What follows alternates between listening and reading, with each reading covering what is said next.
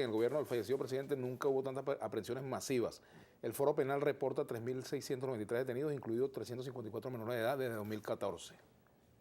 Mira, uno tiene que ser cuando actúa en esta materia, y ese fue un aprendizaje que tuve incluso antes de graduarme de abogado, que cuando tú presentas una cifra tienes que tener pruebas y testimonios, documentos, fotos, audio, y con esas cosas no se pueden jugar, ¿no? No voy a calificar, pero efectivamente aquí han habido abogados que actúan abiertamente con una actitud a nivel de lo que es el derecho, como una fracción opositora. Bueno, eso es su, vamos a decir, su libre albedrío, ¿no? Que acostumbran a lanzar denuncias, incluso, dígame aquella vez cuando decían que se daban casos de detenidos que habían sido ultrajados con un fusil. Cuando la medicatura forense te dice, y eso lo estudié yo en medicina legal, que si algo llega a ocurrir como eso, salen tus vísceras. O sea, eso se lo hacían a presos políticos de la izquierda insurgente en los años 60. La DIGEPOL lo llegó a hacer y el CIFA. Y las personas que fueron víctimas de eso casi que murieron, quedaron en estado de coma. Entonces, se llega hasta decir eso de manera falsa, sin que esté el testimonio y la medicatura forense que lo compruebe. Pero se dice, y eso va regándose, se dice cifras. Esas cifras tú no las evalúas, no las avalas. Yo quisiera que sean cifras, que tengan el peso específico del nombre, del apellido, de la cédula, del lugar de reclusión, del delito por el cual se le procesa. La cifra oficial que yo tengo, y nadie ha podido desmentirla, son 41 ciudadanos presos por el tema. Tú me estás hablando de las jornadas violentas del 12 de febrero. Alguna gente la llama las guarimbas. Yo digo que derivaron en actos terroristas, porque nadie habla de los 10 guardias, de los 6 guardias nacionales acribillados a tiros en la cabeza. Eso me llama mucho la atención. De los 4 policías con tiros en la nuca, muertos. Nadie habla del general Viva, que lo quieren poner como un Rambo, pero sabemos que es un señor con grandes problemas con la justicia, porque él fue el que ordenó que se colocaran guayas en los postes para que se degollaran personas, y allí murieron 8 motorizados. Es triste saber que nadie habla de ellos a nivel de cuando mencionan los casos de la jornada del 12 de febrero. Nadie habla de las barricadas que colocaban y ocasionó que un fiscal del Ministerio Público muriera, o del hermano del diputado del PSV que fue acribillado a tiros. No hablan de eso. Entonces, ¿cuál es mi gran reflexión? Por toda esa jornada que derivaron en acciones terroristas, porque se usaron morteros, se utilizaron armas de fuego, se lanzallamas que quemaron bienes públicos, edificios, camionetas, carros de patrulla, se atacaron incluso escuelas preescolares donde estaban niños para incendiarlos, el Ministerio Público casi fue incendiado. O sea, jornadas como esa de un alto nivel de criminalidad ocasionó que estuviesen detenidos en este momento, y están detenidos, 15 funcionarios policiales y 26 civiles. Entonces, cuando tú dices que hay 4.000 detenidos, 3.000 y pico detenidos... Yo leo lo que dice esa información. Por esa jornada, Vladimir Villegas, con todo respeto, están detenidos 41 personas. Otras están libres, que fueron, al principio de enero eran 51. Se les otorgaron medidas sustitutivas de libertad, y así sucesivamente, como tiene que ser en un régimen donde debe privar el debido proceso.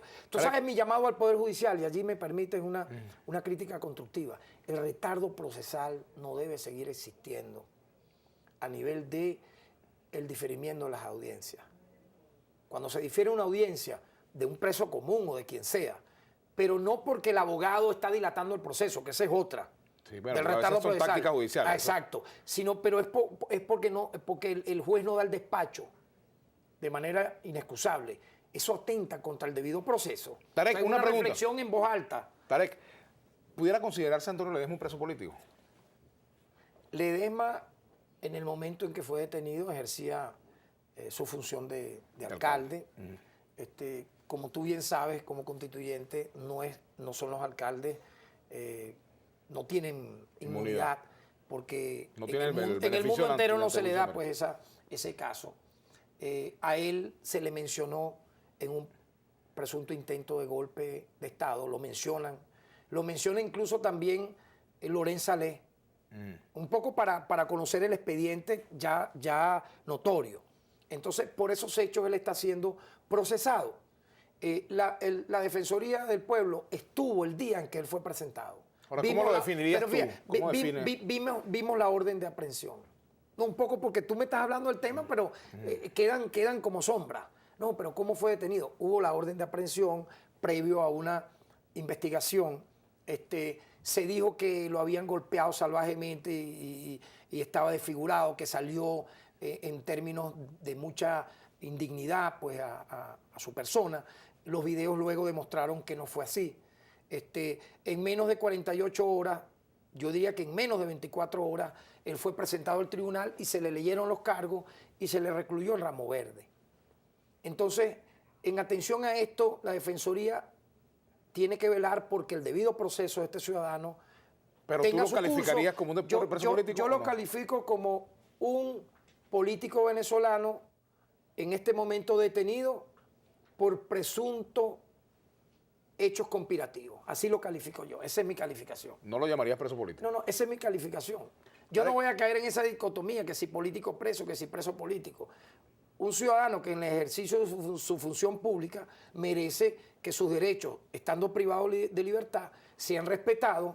En lo personal, te lo puedo comentar, Omar Estacio, que es su abogado, apoderado, hemos hablado sobre este tema y al igual que he hablado con familiares de otros detenidos, con los familiares de Leopoldo López vía telefónica, que me han pedido pues que intercedamos en esta materia, la Defensoría también ha atendido ese caso en función de ¿qué? De que se le respete su derecho humano, su debido proceso, pero también uno ampliando el radio. Tenemos que respetar los derechos humanos a la audiencia, hay mucho Twitter.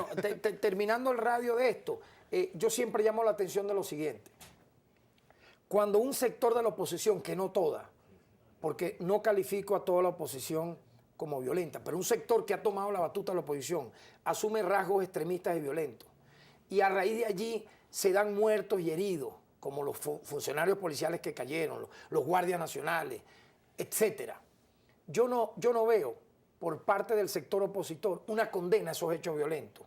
Cuando manifestantes que protestan logran finalmente herir y matar e incendiar bienes públicos. Como sí veo, y te termino, como sí veo la condena de los poderes públicos, empezando por el propio presidente de la República, Nicolás Maduro, ¿verdad? Criticar o condenar un abuso policial y pedir que se haga justicia. Entonces yo creo que la reflexión en torno al tema de la violencia, Vladimir, nos debe tocar a todos. O sea, si estamos a favor de la paz, estamos a favor de la paz. Tarek, tenemos que, antes de ir a la pausa, Pepe Mujica ha dicho que en Venezuela, bueno, que no le gusta que haya alcaldes presos. Ha planteado también que hay un sector de la oposición que quiere voltear o tumbar al presidente Nicolás Maduro. Dijo pero también de la oposición que es golpista. Sí, pero también dijo que hay otro sector que no está en esa política, pero a la vez dijo que había el riesgo de un golpe de Estado de izquierda en Venezuela. Me gustaría que al retorno conversáramos de este tema. ¿Cómo no? Venimos con Tarek William.